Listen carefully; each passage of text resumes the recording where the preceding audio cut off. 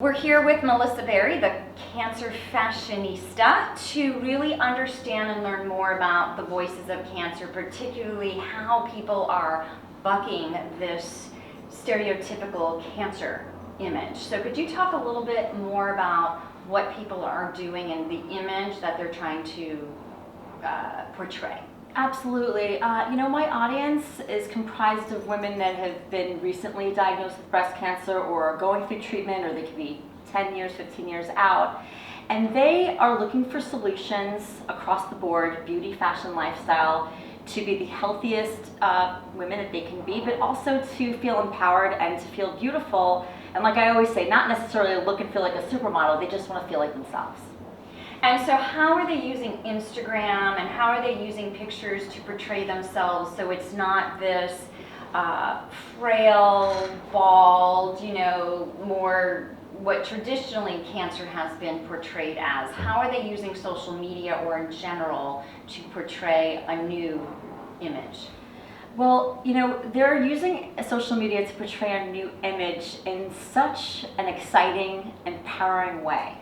I was diagnosed, it'll be almost 7 years ago, and when I first heard breast cancer, you think of, and the images that I found online and on social media at the time they made me sad, to be honest. They looked medicinal. The fashion, beauty, and wellness solutions did not look like something that really resonated with me.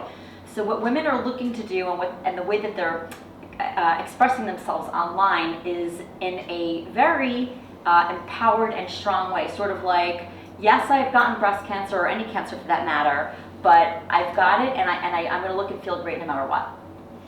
And so the types of questions that people ask you on how they can either appear differently or their beauty regimen, what are the most popular questions that people ask you? Sure, and again, Karen, because my space is primarily breast cancer driven, the questions I get asked all the time are, what kind of bra do I wear after I have a mastectomy? Or, what kind of makeup should I be wearing now that I'm, undergoing radiation or chemotherapy? Or, what kind of skincare should I be looking at now that I am a cancer patient? And the way that I like to approach that is I really like to make sure that what I am sharing with them, that I have tried personally myself.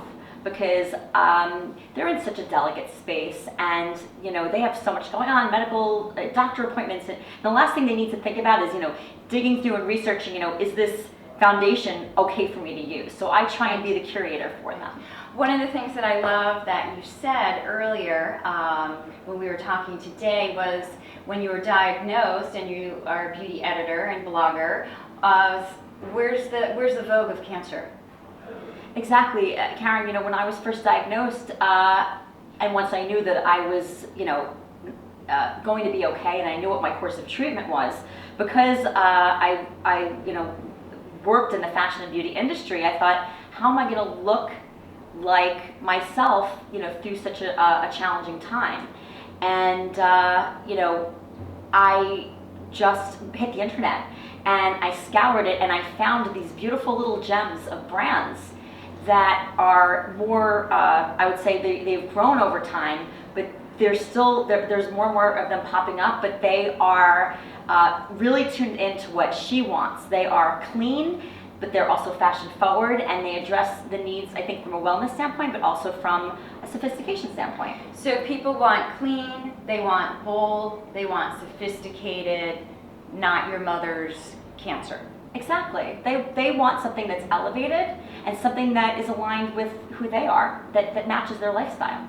So if you were speaking to anyone in the wellness industry, which we are, is there any lasting message that we haven't said to them when you're considering keeping your clients during this time, the types of imagery, the types of words that we should be using? Absolutely. I think empowerment is such an important word. I think strength, and I think something to remember is that when a woman has cancer, she's still a woman. She is not, a laboratory experiment. She wants to feel sensual. She wants to feel beautiful. She wants to look and feel great when she goes on a date night with her husband. So I think that's something to keep in mind, that she's a woman and that she's just going through a challenging time, and that I think as a brand you really want her to feel like you have got her and that you're going to walk her through that process. I like that. So it's not just about nurturing and supportive, which is nice, but it's also this other stronger, Uplifting. uplifting. Absolutely. Thank you so much. Thank you for having me. I appreciate it. Absolutely.